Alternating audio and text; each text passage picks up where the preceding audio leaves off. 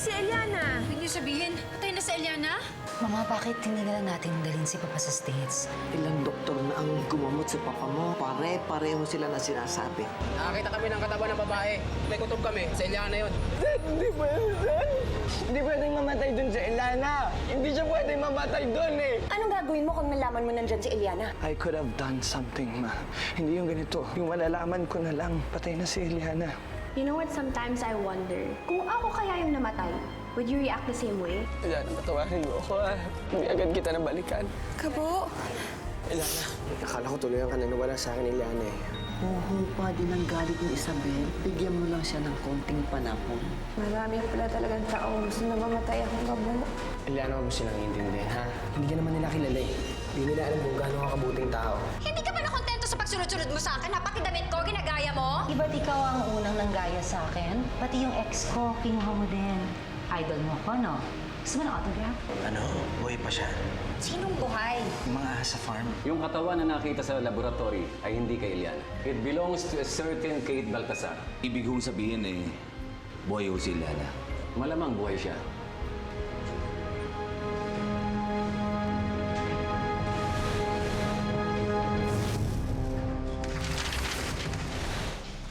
Ihahatid kita sa opisina. Tapos, didiretso na ako ng snake farm. Baka late na ako makauwi mamaya. Eh man, kailangan ba talaga magpunta doon? Hindi naman emergency na nabuhay yung mga bagong silang na ahas eh. Kaya na ni Tata yun. Mas mabuti na yung nandun ako para alam ko yung nangyayari. Para sa negosyo naman itong ginagawa ko eh. Negosyo? Negosyo ba talaga? O gusto mo lang hanapin sa Eliana?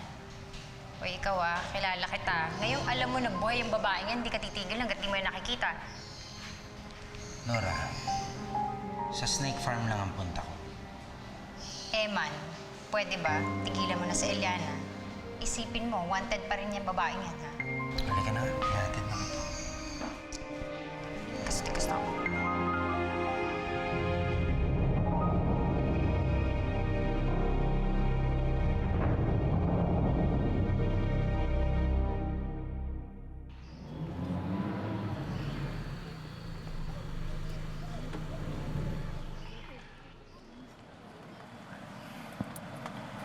Isabel, sigurado ka ba may kinalaman si Eman? Kung nasan si Eliana? Malakas ang kutob ka, Basti. Kanina, pagkatapos niya makatanggap ng tawag, biglang nag-iba ang kilos ni Eman. Pagkatapos, nung sinabi ni Chief na buhay si Eliana, wala kahit na anong kakaibang reaksyon mula sa mukha ni Eman. Isabel, puro hinala lang yan, ha? Kaya nga tayo nandito eh. Para makumpirma ko ang hinala ko. Naisahan na ako ni Eman. Hindi na ako papayag na maulot ulit siya.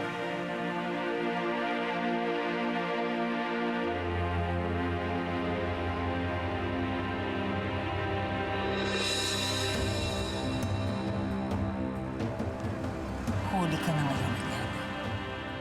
Anong ginagawa mo dito sa labas? Di ba sabi ni Sir Samuel, doon lang daw tayo sa loob. Gusto ko lang magpahangin, Gabo. Ang tagal din kasi natin nakakulong dun sa laboratory. Ayaw mo ba yung niluto ko? Sige, bibili nila ako ng iba. Huwag na, Gabo. Salamat na lang. Wala kasi akong gana kumain eh. Kailangan mong kumain. Kailangan mabalik yung lakas mo. Iniisip ko lang yung mangyayari ngayon sa buhay ko. Parati na lang bang ganito, Gabo? Parati na lang ba akong tatakbo at magtatago? Papasalamat nga ako kasi nakalaya tayo sa humuli sa atin eh. Pero,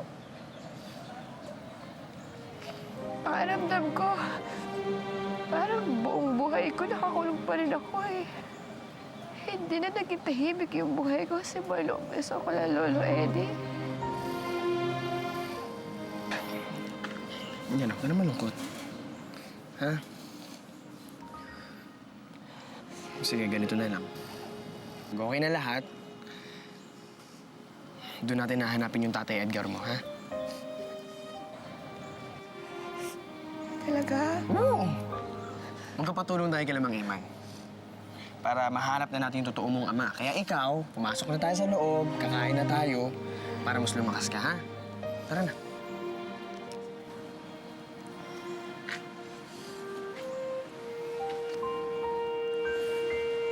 Eliana, Buhay, Eman.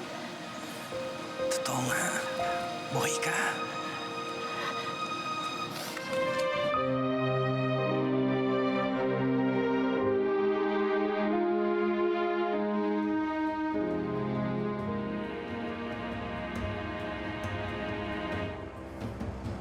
Hello, Chief. Alam ko na kung saan nagtatago si Eliana. Ang babaeng may ahas.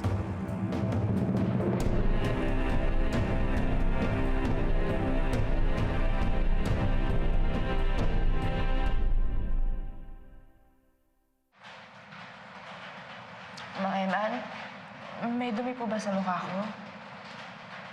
Ha? Wala. Wala. Masaya lang ako. Totoo niya, hindi ako makapaniwala talaga na buhay ka eh. Alam mo, Eliana, naikwento sa akin ni Gabo lahat ng pinagdaanan mo kay Professor Banan. Nahihiya nga ako sa'yo eh. Kasi wala man lang ako nagawa. Pero alam mo, ngayon kasama na kita. Nandito ka na uli sa poder ko. Gagawin ko ang lahat para protektahan ka. Eman, maraming salamat po Maraming salamat kasi kahit na hindi mo po ako kaano-ano, patuloy mo pa rin po akong tinutulungan. Alam mo, Eliana, sa tagal ng panahon na nakasama kita, napamahal ka na rin sa akin eh. Parang anak na rin ang tulong ko sa'yo. At bilang tumata yung ama mo, pangako ko sa'yo, halagaan kita.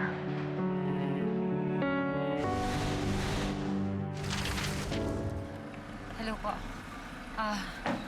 Chief, dyan ho namin sila nakita. Si Eliana, nasa loob. Dyan siya nagtatago. Maraming salamat. We will take it from here. Men, let's go! Yes, sir!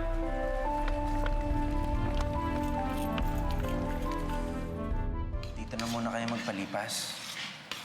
Pero bukas na bukas din, maghahanap ako ng malilipatan mo.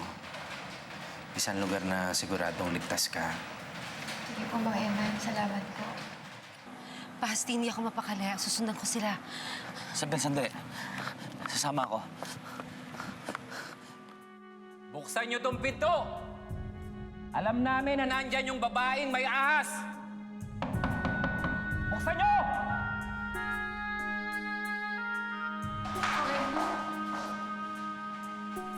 Sir, may mga pulis sa labas.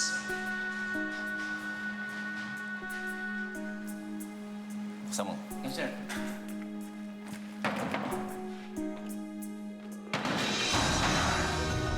Huwag kayo magpakamoto! Diana, inaaresto ka namin sa salang frustrated murder. Ano pa ang ginagawa ninyo? Bakit hindi nyo pa arestuhin ang babaeng yan?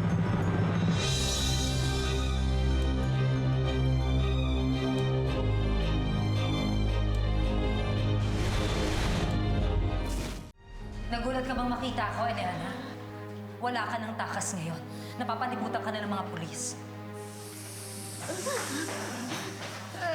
Baka may mga ahas mo! Hindi, papuputukan ka namin! Nakabumaba ka na. Nakamagtago ka na. Hindi kasi, hindi na mo nakikinig sa akin si Naka eh. Boss, nakikiusap po ako sa inyo. Wala ho kaming gagawing masama. Hindi ho siya tatakas, hindi ho alis si Eliana dito. Kaya pwede ho ba, ibaba niyo ho yung mga baril ninyo. Nakikiusap po kami. Babae mo ba rin?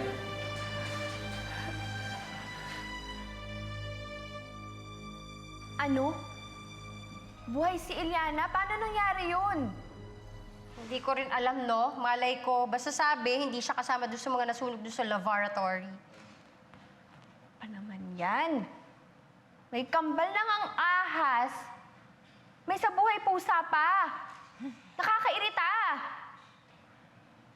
Hoy, ikaw, anong iningiti-ngiti mo dyan?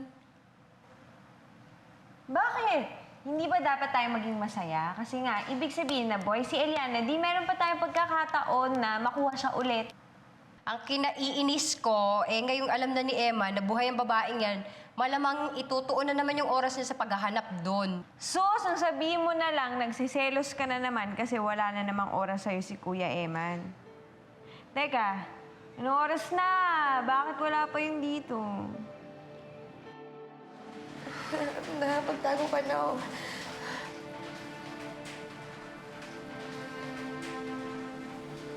Eman. Sige, huwag ka matakot. Sige, ulihin niyan. Okay, Eman. Huwag ka matakot. Huwakan mo yan, Pag! Daan-daan naman! Pagpapayaran mo, Eliana, ang lahat ng kasalanan na ginawa mo sa pamilya ko. Hindi kita titigilan. Hindi naman pa ako yung kumagat kay Lolo Eddie. Sinungaling ka! Napakasinungaling mo! Mabubulok ka sa kulungan. Ano ba na yan? Ayoko po. Oh, bakit siya ginagawa? Hindi naman hayop yan, ah! Sobra-sobra naman yan!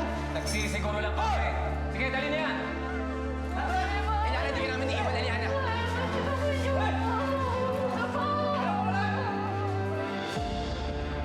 Alam mo, nakakainis ka talaga. Naman. Eto, tawagan ko. Kasi minsan tawanan mo lang eh. Alam mo yun? Hindi ako katulad mo. Sige yan. Bahala ka. Hello, Tay? Tay, si Eman po. Ha?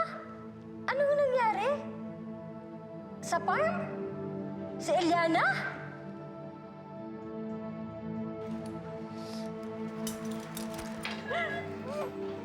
Teka, di ba yan yung babaeng ahas? Bakit niya sasama yan din sa amin? Ayaw namin yan. Baka pati kami patayin yan. Ilayin niyo nga sa amin ang halimaw na yan! Problema na naman to. Saan na natin lalagay ito? Di ba may bakanting silda sa taas? Doon natin ilipat ang tatlo na yan. Ganun na nga. Delikado eh. Baka maaagad ng babaeng ahas. Ay, oy, kayong tatlo. Sumama kayo doon. Dali niyo yung mga gamit yan. Doon na kayo sa taas. Bilisan nyo!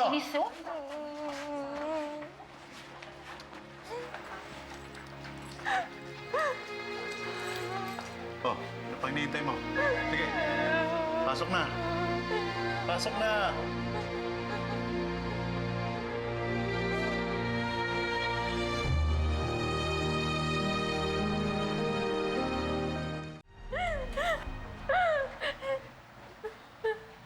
Eliana, kailangan ko nang ipasa ang statement mo. Totoo ba na pinatay mo sina Professor Banal bago mo sinunog? At totoo rin ba na pinapatay mo ang tatay ni Isabel Cascabel? Bakit? Galit ka ba sa kanya? Hindi po. Pumanawa naman po kayo sa akin. Inosente po ako.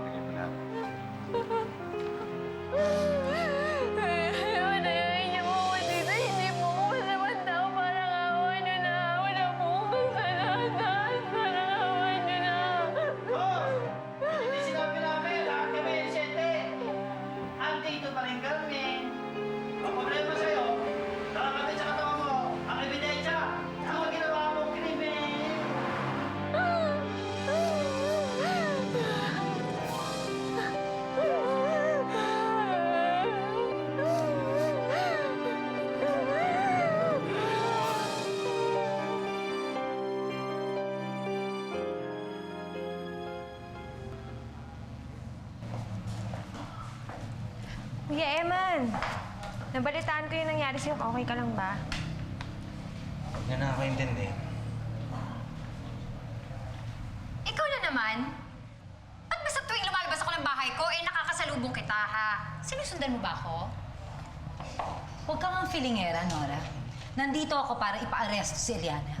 Oh, si Eliana ba talaga? O pinupuntirya mo yung asawa ko? Alam mo, Chief, dapat yata ikulong mo itong si Nora. Kasama ang pamilya niya. Huh? Ikulong niyo sila kasama si Eliana. Ha? Talaga? Sige nga, chef. Pakinggan mo. Bakit kami ikukulong? Bakit? Sa snake park niyo nakita si Ileana, di ba? Isang krimen ang pagtatago ng isang kriminal. Pwede ko kayong kasuhan. Ma'am, hindi po natin makakasuhan si Mr. Poblete dahil siya mismo ang nagpasuko kay Ileana. Ano? Di napahiya ka. Ha! Bintang ka ng bintang. Thank you, chef. Tama na. Ang importante na ako ng si Ileana. Isa pang issue yan na gusto ko sanang i-discuss sa inyo. Nilagay muna namin siya sa isang bakanting selda. Pero hindi siya pwede magtagal doon. Banta siya sa seguridad ng presinto nito, pati na rin mga ibang inmates. At dahil sa kanyang kondisyon, kailangan namin siyang ihanap na espesyal na kulungan. At sa ngayon, pinag-iisipan muna namin kung saan pinakamaganda na pwede siyang dalhin.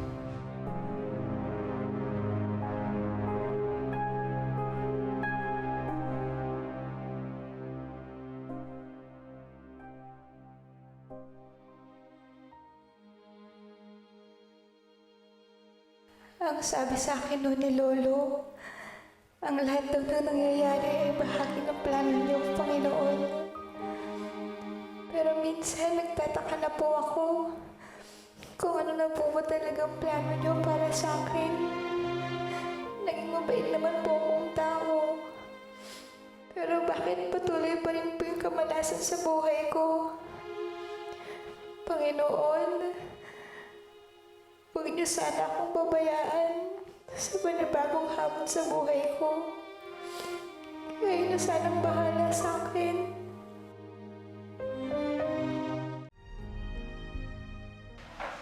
Attorney, may pag-asa ba ang kaso ni Ileana? Malakas ang ebidensya ng kalaban. Pero dahil espesyal ang kondisyon ng akusado, magagawa natin ang paraan na mapalabas na inosente siya. It's just a matter of good strategy. Ibig sabihin ba nito ay tinatanggap niyo na ang kaso namin? Of course, this is a landmark case. Isang kalahating tao, kalahating ahas ang akusado. Who wouldn't want to be part of this trial? Eman, kailangan ba talaga natin makisawsaw dyan? Gusto ko siyang tulungan. Nangako akong poprotektahan ko siya. Pero Eman, ang dami ng taong galit sa kanya. Baka naman maapektuhan yung negosyo natin yan. Nora, maiintindihan ko kung di mo ako masusuportahan. Pero hindi ako matatahimik kung wala akong gagawin para proteksyonan siya. Lalo na't alam ko na gusto siyang ipakulong ni Isabel.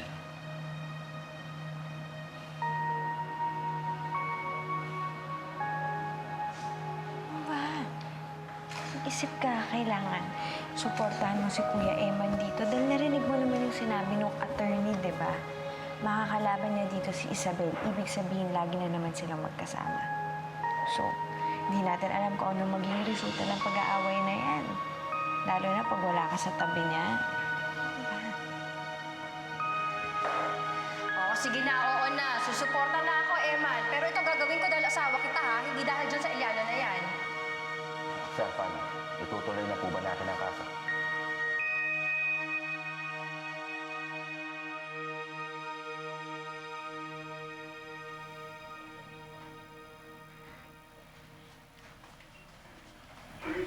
Bayas, may bisita ka.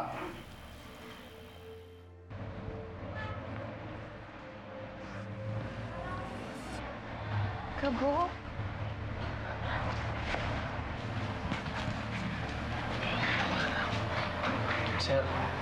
Sir, baka pwede naman iwanan niyo kami o mag-uusap pa rin naman kami. Hindi ko naman siya natakas. Hayaan mo na, Gabo. Mas mabuti na rin nandyan sila para protektahan nila ako sa ibang preso. Sige na.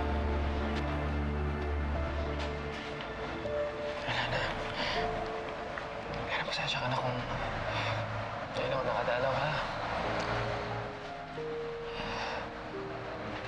Kasi nila ako pinapasok kagabi. Kamusta ka? Nakatulog ka ba, ha? Matulungan mo ko. Ayoko dito. Ayoko makalabas. mabuti kung gano'n lang kasimple eh. Pero ginagawa na nila mga Emma ng paraan para mapabilis yung paglaya mo. Oo, ayoko dito. Ayoko magulang sa kulungan. Tulungan mo ako.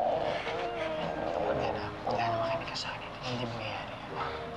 Hindi. Kaya ikaw huwag kang panghihinaan ng loob, ha? Wala na, inosente ka. Kaya natin patunayan sa korte. Dito lang kami sa likod mo. Ako, si Mang Eman. Kaya hindi ka namin papapayaan. Yun yung tatandaan mo, ha?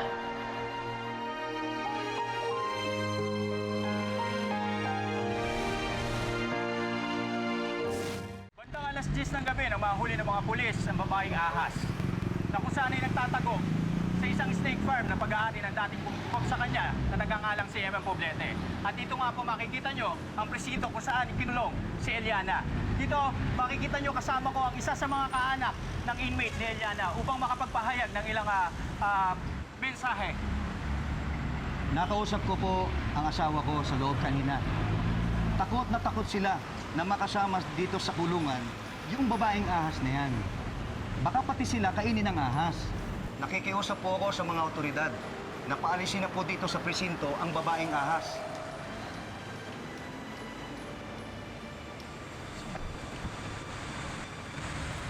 Miss Peñarez, Miss Peñarez, ano po bang statement nyo ngayong nahuli na ang babaeng ahas?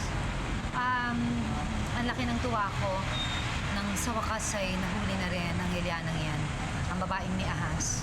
Pero simula pa lang ito, dahil hindi ako titigil hanggat hindi nakahatulan ang halimaw na nanakit sa papa ko. Ano na po ba ang lagay ni Mr. Cascabel? Totoo po bang kayong nakahanap kay Eliana? Hindi po ba kayo naaawa sa kanya?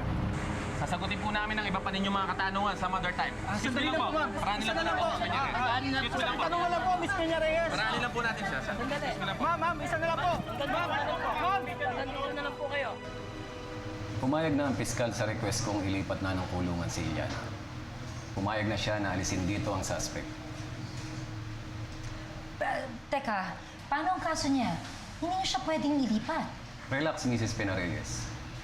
Hindi namin siya palalayain. Like I said, ililipat lang siya namin ng ibang kulungan. Dun sa mas suitable sa kanyang conditions. Alam niyo na ba kung saan niyo siya ililipat? Nakausap ko na ang chairman ng Protected Areas and Wildlife Bureau.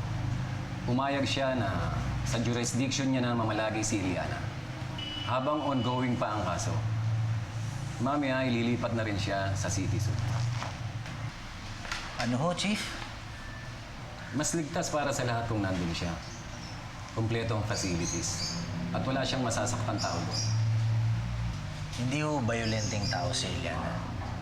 Hindi rin ho niya kayang manakit ng preso. Tigit sa lahat, hindi ho siya hayop na dapat ay dinidisplay. Yun ang desisyon ng court. Gusto niyo umapila kayo. Pero tuloy ang paglipat ni Eliana sa City Zoo.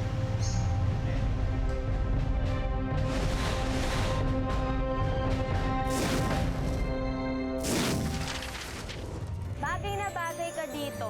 Ikaw talaga yung magiging pinakasikat na attraction dito sa zoo. Threat sa safety natin si Eliana. I don't think kaya tayo saktan ni Eliana, ma. Don't you ever dare come near that creature again. Promise me! Unti-unti na natin nakukuha ang hustisya. Pinapangako ko, Papa, magdurusa si Eliana. Papa! Ganda mo pala! Sayang naman! Halimaw ka! Sir, ano to? Guard, labas mo yan! Sige! O bakit ako mapalabas yun dito? Eliana! Dediretsuhin ko na ako kayo. Umabot na ang lason sa puso ni Mr. Cascabel. Wala na po ba tayong magagawa, Doc? We tried everything. Sana makalabas na tayo sa kulungan na to. Diyan ka nagkakamali, Eliana. Hindi ko na po talaga sinaktan si Lolo eh. Kahit lumuha ka pa ng dugo, walang kapatawaran ang ginawa mong pagtatraidor sa akin at sa pamilya ko. Sino may pasimuno nito? Bakit, Eman? May problema ba? Tao bang may tuturing ang isang babae na may kakambal na ahas? Tama ako, di ba? Tama ako!